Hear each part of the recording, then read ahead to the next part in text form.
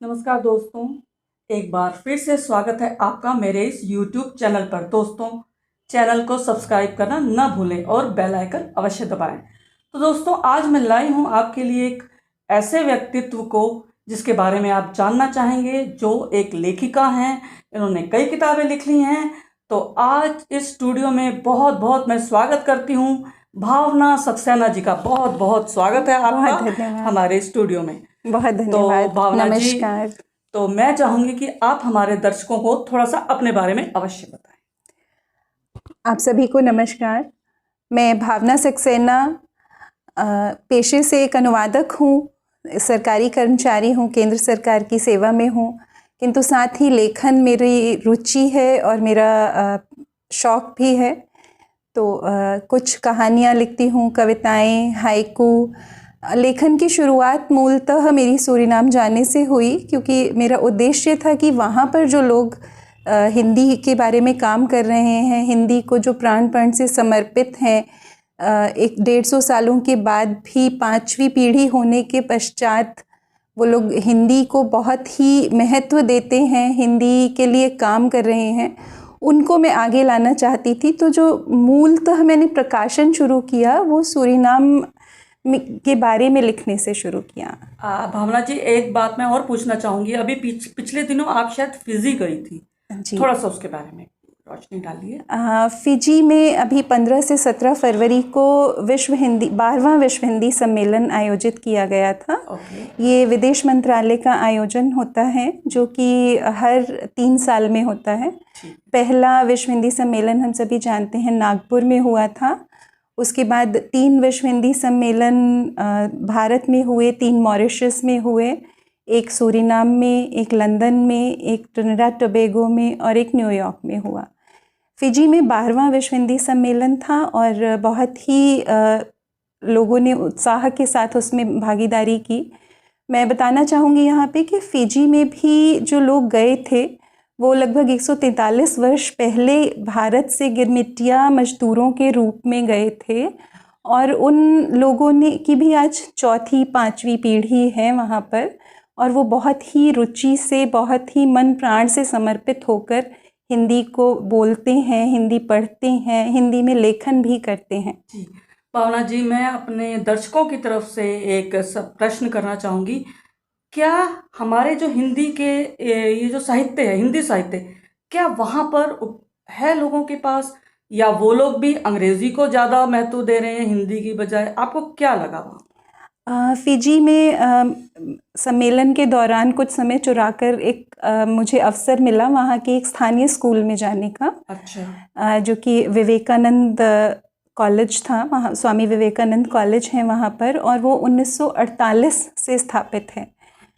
और Hindi primary school तक हिंदी वहाँ पर पढ़ाई जाती है, जो कि मैंडेटरी है। सेकेंडरी स्कूल में बच्चों के पास विकल्प होता है कि वो हिंदी लें या वहाँ की कोई दूसरी भाषा या कंप्यूटर्स लें। तो प्राइमरी स्तर तक तो हिंदी अनिवार्य है वहाँ पर। आपने हिंदी साहित्य का पूछा, तो हिंदी साहित्य है वहाँ पर, लेकिन जो आइकन्स हैं जैसे प्रेमचंद हुए, उस तरह का मतलब नवीनतम हिंदी साहित्य की कुछ कमी है। लेकिन फिर भी प्रचुर मात्रा में है जो हिंदी पढ़ना चाहते हैं। विदेश मंत्रालय उन्हें उपलब्ध कराता है हिंदी साहित्य, लेकिन फिर भी एक जो उनका ट्रेंड है वो यही रहता है कि जो स्थापित लेखक हैं, जो बड़े लेखक हैं, उनका साहित्य वहाँ भेजा जाता है। भावना जी, मैं इस बारे में आपसे थोड़ा सा इत्तेफाक नहीं रखती। मुझे ऐसा लगता है कि कहीं ना कहीं जब नए लेखकों की कृतियां उनके हाथों तक पहुंचेगी नहीं तो वो कैसे पढ़ेंगे? आप बिल्कुल सही इसके कह लिए रहे हैं। सरकार को क्या प्रयास करने चाहिए कि जो नए रचनाकार हैं, जो आगे बढ़ना चाहते हैं, उनकी हिंदी की साहित्य कृतियों को दूर दूर तक पहुंचाना चाहिए सरकार को? आपका क्या कहना है? जी, मैं आपकी बात से सहमत हूँ। किंतु जैसे फिजी, सूरीनाम या मॉरिशस, इस तरह के जो देश हैं जहाँ पर गिरमिटिया भारतवंशी हैं, मतलब जो 150 साल पहले, 160 साल पहले वहाँ एक कॉन्ट्रैक्ट के अंतर्गत गए थे और उनकी 4थी 5वीं पीढ़ियाँ हैं, तो उनका जो पढ़ने का स्तर है अभी, मतलब साहित्यिक दृष्टि से उतना उच्च कोटि का आप नहीं कह सकते, लेकिन फिर है, लेकिन उसकी मात्रा कुछ कम है। मतलब जो उच्च कोटि का साहित्य, इसका मतलब ये है कि अभी होने बाकी है हिंदी को दूर दूर तक फैलाने के लिए। प्रयास हो भी रहे हैं और होने बाकी भी हैं। काफ़ी कुछ इस क्षेत्र में किया जा सकता है। अपने दर्शकों की ओर से मैं आपसे एक सवाल और करना चाहूँगी। अनुवाद के क्षेत्र में आप क्या कहना चाहती हैं कि अनुवाद अभी हिंदी से अंग्रेज़ी में या अंग्रेज़ी से हिंदी में हो रहा है या नहीं?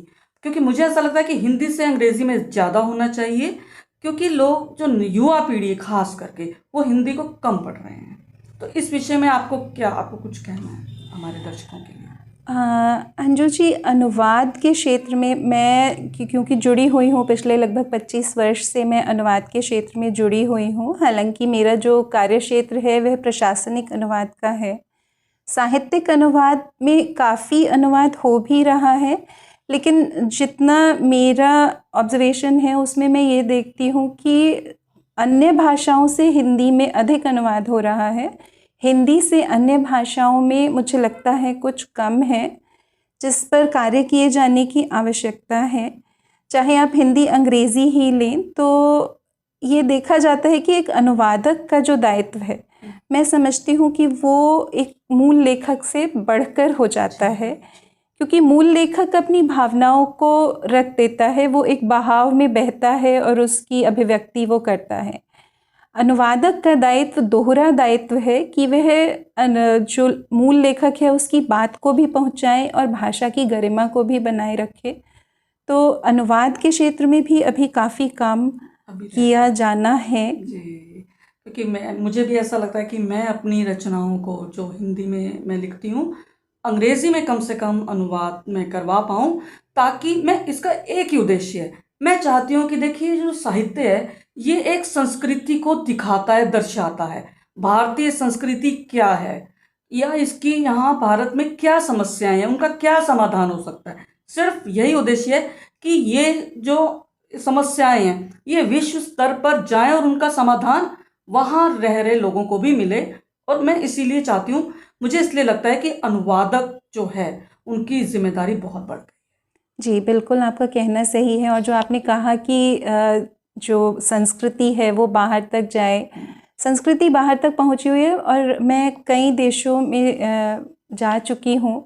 सूरीनाम में रहने का मुझे अवसर मिला, लगभग 4 वर्ष में सूरीनाम में रही। और इस यात्रा के दौरान बीच में लंदन, अमेरिका, कनाडा, ये इन सब से गुज़रने का अवसर मिला।